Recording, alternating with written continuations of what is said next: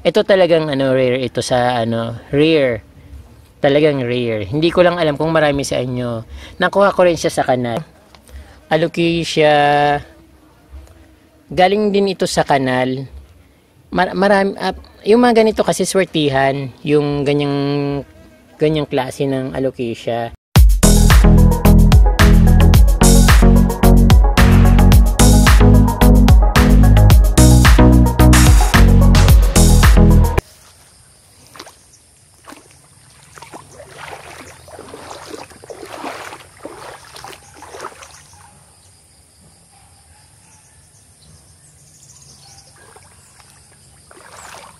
Ito mga kapromdi.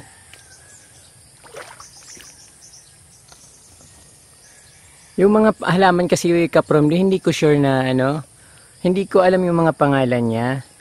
Kaya hindi ko maibigay yung mga name niya. Although yung mga kino-comment niyo naman sa aking YouTube, ay tinatandaan ko naman kung ano yung mga binibigay yung pangalan. So, unti-unti ko siyang nami-memorize yung mga pangalan ng halaman ko. So, ito mga kapromdi, tingnan mo yung ano, parang berries yung ano niya. May mga bunga siya, or hindi ko alam kung bunga siya, or bulaklak. I think kapag nasa garden nyo ito, maganda rin siya. Ayun. That time na dumaan ako dito, punong-puno ito ng ano, ng bulaklak niya. Hindi ko nga lang nakunan kasi nagmamadali ako.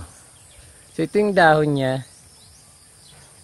Ang bulaklak niya parang pula. Parang strawberry na mahaba.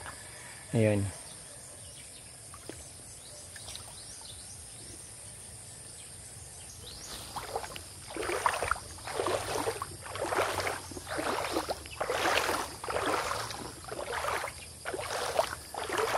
Ito, alam naman natin lahat na, kilala naman natin lahat itong kind of plants na ito, yung bird nest. So ito yung giant bird nest. Yung isa nito, kasi dalawa siya dati, nakuha ka na yung isa. So ayaw ko na siyang kunin kasi ang laki-laki niya. Pero sabi nung sometime pinost ko to sa aking FB account, sabi niya, ang mahal-mahal daw nito, 5,000 raw ang isa nito. Lalo yung itong kind of bird nest kasi ito yung lumalaki. Hindi sa yung bird nest na maliit lang. Sa yung malaking bird nest na parang yung dahon niya ay humahaba ng parang mga 1.5 metro. Ayun kapromdi, yung ano siya, parang torch yung bulaklak niya. Yung dahon ng katawan niya, parang langkwas yung dahon. Parang kapamilya rin ng yung bird of paradise. Napakaganda rin ng bulaklak niya at tumatagal din siya. Tingnan mo, pwedeng lapitan.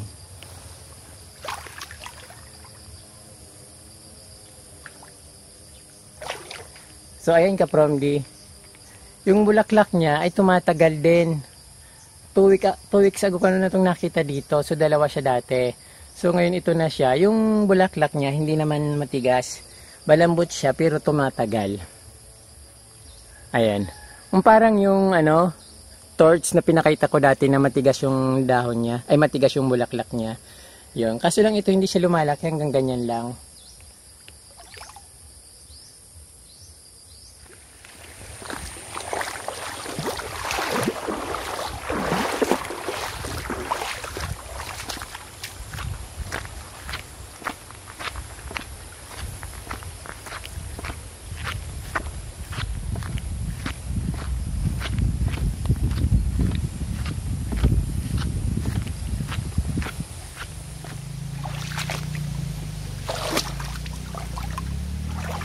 Parang pumunta na dito.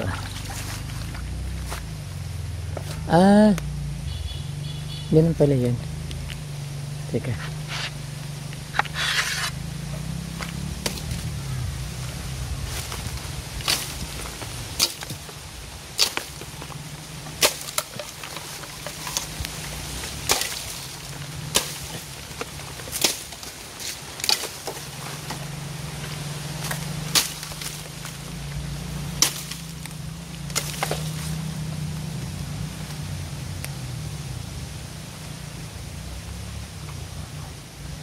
Ayan ka-from yung mga ano dito.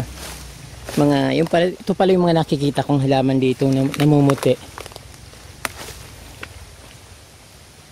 Ako, ang dami. Yung parang Chinese evergreen pa yung nakikita ko dito. Kala ko ibang klase rin yung ano dito. Pero, ang dami. Maganda siyang tingnan kasi ang dami niya puting-puti na. Iwan ko lang kung kapag ano, pag ganito, pag hindi siya masyadong na arawan kasi madilim dito sa ilalim niya. So ito. Marami. Ito kaya yung sinasabi na Chinese evergreen. Nakita ko yung dalawa kong kapitbahay, meron na rin ganitong halaman. So alam ko naman na damo lang ito kaya hindi ko pinapansin. Pero minsan maaakit ka sa ano, magandang kulay niya na yellowish na nagwa-white. So, yung pinaka ano niya talaga, ganito yan eh. Ito talaga siya. Hindi ko lang alam bakit nagiging ganon. So, yung pinaka alaman niya na original ito, kulay green. Pero namumulaklak siya ng kulay purple. So, familiar naman ito lahat sa atin. Kasi sa mga probinsya, ang dami-daming ganyan. So, ginagawa na rin nilang halaman yan. Kung dati pinuputol-putol at binubunot lang, ngayon halaman ito na siya. Nasa tabing ilog din.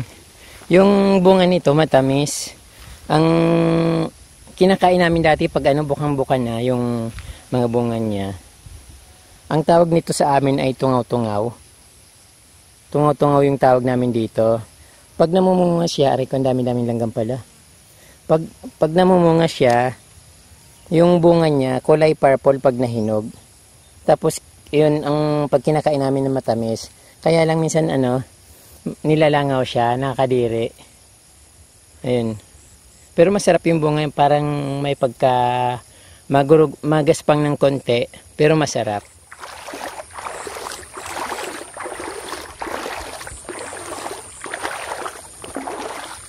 Ito, marami rin ditong, ano, yung halaman sa, ano, sa tapat ng kubo ko. Yung ginawa ko siyang instead na ano, bermuda ang nilagay ko, ito yung nilagay ko.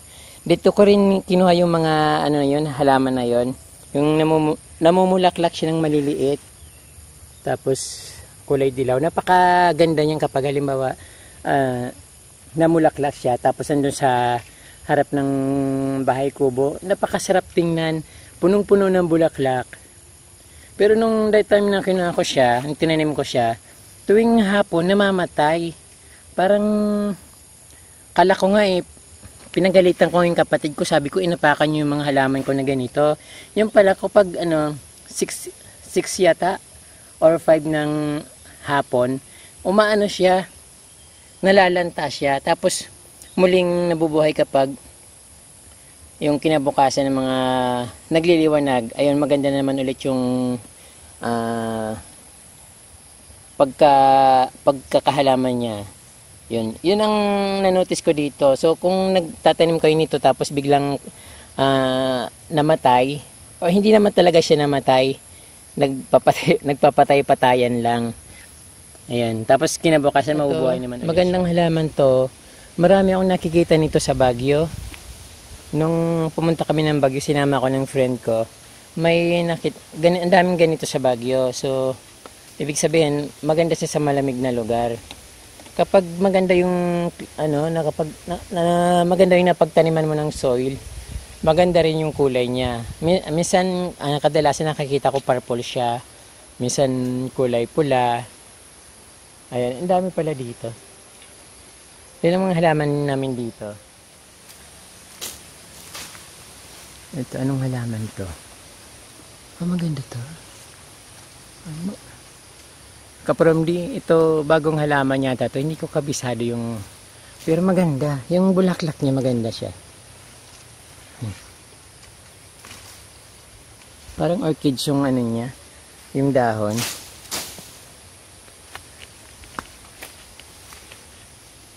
Ang klaseng halaman to.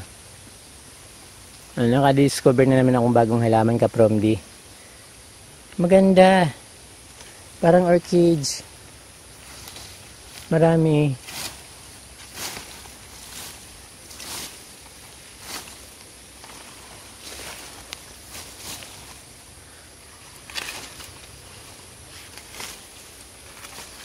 Ayun. Yung dahon niya, very class yung dating ng dahon niya. Yung may hawig siya sa orchids, pero yung hawig niya rin yung pandan. Pero yung bulaklak niya, parang bigonya. Napakaganda niya. Ngayon ako nakakita ng ganito. Marami pala eh. Pati doon pala sa ano, pati doon ba na sa may punong kawayan madami. Ayun, nakikita niyo mga puti-puting ano na yan. Ang daming bulaklak. At marami siya. Ilan sa mga halaman ko na makikita niyo dito sa aking bakuran, sa paligid ng kubo, ay galing din sa kanal. Kaya kung nahirapan kayong maghanap ng halaman, wala kayong mga pambili ng halaman, wala kayong budget para sa halaman, punta lang kayo sa kanal or mga tabing ilog. Maraming halaman na makikita doon. Yung inaakala natin na ang mamahal na mga halaman, ayun makikita nyo lang sa kanal, sa mga niyugan, ganun. So hindi nyo na kailangan bumili ng halaman para maging maganda yung bakuran nyo. Diyan lang sa paligid ng bahay nyo, sa likod, sa may kanal, sa tabing ilog, sa may mga niyugan, kung taga-probinsya kayo, yung punta lang kayo dun yung mga halaman na mamahalin na nakikita natin sa mga bakuran ng mayayaman. Nandun lang yon makikita nyo. Katulad nitong mga halaman ko na nakapaligid sa aking bahay. Alam ko mga mayayaman din yung mga naghahalaman nito, kaya don't worry, ituturo ko sa inyo yung mga halaman na makikita sa mga gilid-gilid lang, sa mga kanal-kanal, sa medyo madilim na lugar, at sa medyo parang may tubig-tubig, katulad ng sapa at kanal. Yun, doon makikita yung mga halaman. Katulad nito, ito ay nakuha ko lang din sa kanal. Napakaraming ganitong variety. Meron mapuputi yung dahon. Ito parang medyo maganda yung dating nito kasi parang patig, yung parang damit ng sundalo yung dahon niya. Tapos namumulaklak siya ng puti katulad nito. Yung bulaklak niya hindi naman kalakihan, maliit lang din. Parang ganyan na siya. Tapos parang puputi lang, yun na yung bulaklak niya. Tapos itong yung dahon, kinuha ko kasi ito isang piraso lang yung dahon eh. Siguro after mga 2 months ganito na siya. Medyo hindi ko akalain nagaganda siya ng ganito. So parang nagagandahan ako sa kanya. Yan ay galing sa kanal. Tapos ito meron pa dito. So actually ito binigay ng kapatid ko.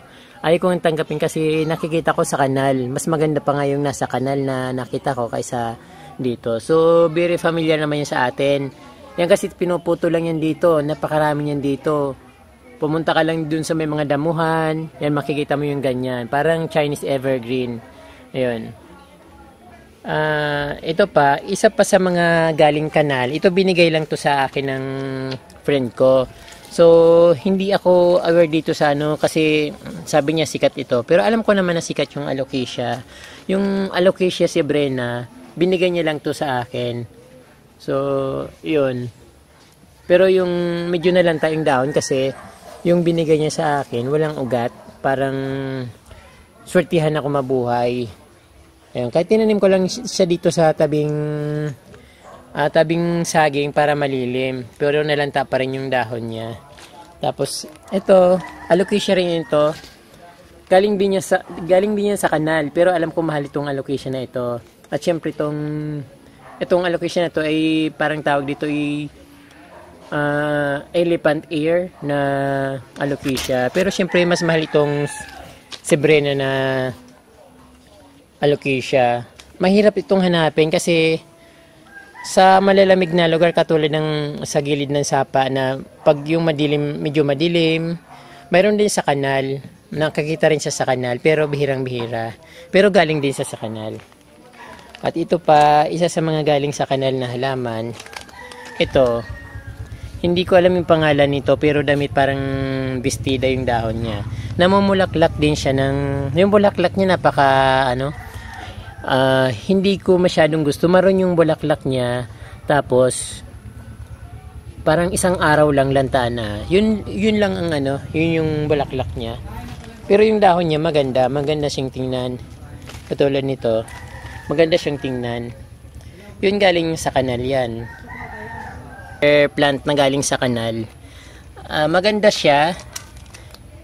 So hindi nyo kailangan maghanap ng napakalayo or magbumili ng magagarang halaman para magkaroon kayo ng magandang halaman. So ito galing ito sa kanal. Nakuha ko rin siya sa kanal. Pero marami. Hindi lang ito. Pero ang kinukuha ko lang kasi isa or dalawang piraso. Katulad nito ang ganda-ganda ng dahon niya. Hindi ko alam na gaganda siya ng ganyang kaganda. So yung dahon niya, alam ko kasi bigonya siya. Kumuha lang ako ng isang puno. Tapos, ayun, yung puno na yun, isang dahon lang. Pero may bulaklak, kaya na-identify ko na bigonya yung halaman. So, tawag namin dito ay wild begonia. Yung mga friend ko, meron din ganyan. Tinatanong ko nga sila kung meron ganito. Pero sabi nila, matagal na silang merong ganyan na halaman. Nakikita niya rin din sa tabing ilog sa kanal. Siyempre ito galing din tong kanal, yung Alocasia zebrena. So may nagbigay nito sa akin kasi hindi naman ako sumasali sa mga naghahan sila ng mga malalaking alocasia katulad ng giant alocasia. Kasi yung giant alocasia, marami dito sa paligid lang, sa tabi-tabi. Ito kasing Alocasia zebrena, nakukuha siya sa medyo malayo. Pero pag naswertehan mo, meron din siya sa kanal. Ito galing din to sa kanal. The same variety, ay same name but different variety. Kasi ito Alocasia na elephant ear. So maganda rin siya, maliit. Mas gusto ko yung kumuha ng maliit kaysa malalaki. Kasi mas madaling alagaan yung maliliit kaysa malaki. Kasi yung malaki madaling malanta, samantalang yung maliliit, pag tinanim mo, tuloy-tuloy na siya. Ito yung Alocasia rin to na elephant ear, or hindi ko masyadong kabisado yung pangalan, pero kadalasan nakikita ko kasi elephant ear. Yun.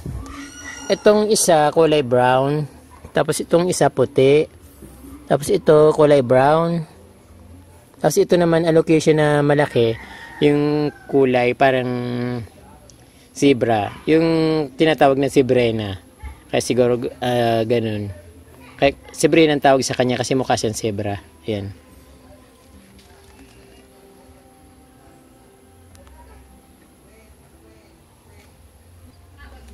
Meron pa ako ditong halaman na galing sa kanal at sa tabing ilog. Itong isa, ito, alam ko parang aluminum plant yata yung tawag dyan. Pero napakarami niyan dito. Nung kinuha ko siya, kulay green. Hindi siya ganyan. Sa daan lang siya na maraming ganyan sa dinadaanan namin. So alam ko halaman siya kasi may nakita ko doon sa friend ko sa Manila. Ganun yung korte ng dahon niya. Kaya kumuha ako. So tinanim ko, yan naging ganyan, yung pumuti yung dahon niya. So hindi problema yung mga ganyang halaman dito kasi napakarami. Maglakad-lakad ka lang sa medyo mataas na lugar o pumunta ka lang sa may ilog, may makikita ka ng ganyan. At syempre ito kinuha ko rin to sa ilog, sa tabing ilog. Itong tawag nito sa amin ay bagsang. Yung pag lumaki siya ay pinuputol tapos kinukuha yung ubod. So napakaraming ganyan dito sa amin. So hindi siya rare, napakarami. Pero kinuha ko kasi ang ganda ng dahon yung tingnan. Pag malaki na siya, hindi na siya ganyan. Pag ginawa mo siyang halaman, class naman siyang tingnan. So parang akala mo mamahali na halaman talaga. So napakarami niyan sa tabing ilog. So pag bumaha, pag lumakas yung baha, pwede siyang maanod lang. Kasi dami.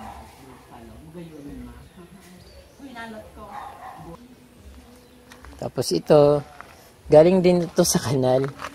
Marami dito sa mga niyugan. Basta medyo may basa-basa na parang tumutubig yung lupa. Sigurado meron kang makikitang Alocasia na ganyan. Sometimes yung Alocasia na giant, yung malaking-malaki na parang iba yung dahon. Tapos ito, Alocasia, galing din ito sa kanal. Marami, yung mga ganito kasi swertihan, yung ganyang klase ng Alocasia. So, pero makakita ka rin, maghahanap-hanap ka lang, makakita ka rin ng ganito. Yun nga, swertihan. So, hindi siya gaanong marami, pero yun swertihan talaga. palagi nilang sport yan. Saka ito yung ano, galing din sa kanal. Ito talagang ano, rare ito sa ano, rare. Talagang rare. Hindi ko lang alam kung marami sa inyo. Nakuha ko rin siya sa kanal. Yan, yung mga class na halaman na makikita sa kanal na bihirang-bihira mong makikita kahit sa mga bahay ng mayayaman. Kasi parang ano siya, rare. Maganda. Kaya don't worry guys, yung mga halaman sa kanal, makakakita rin kayo mas maganda kaysa mga halaman ng mga mayayaman. Another halaman na makikita sa kanal. Ito nasa ilalim ito ng tapunan ko ng tubig sa ilalim ng lababo. Ito mga kapromdi, alam ko alocasia rin ito. Tumatalbos na siya.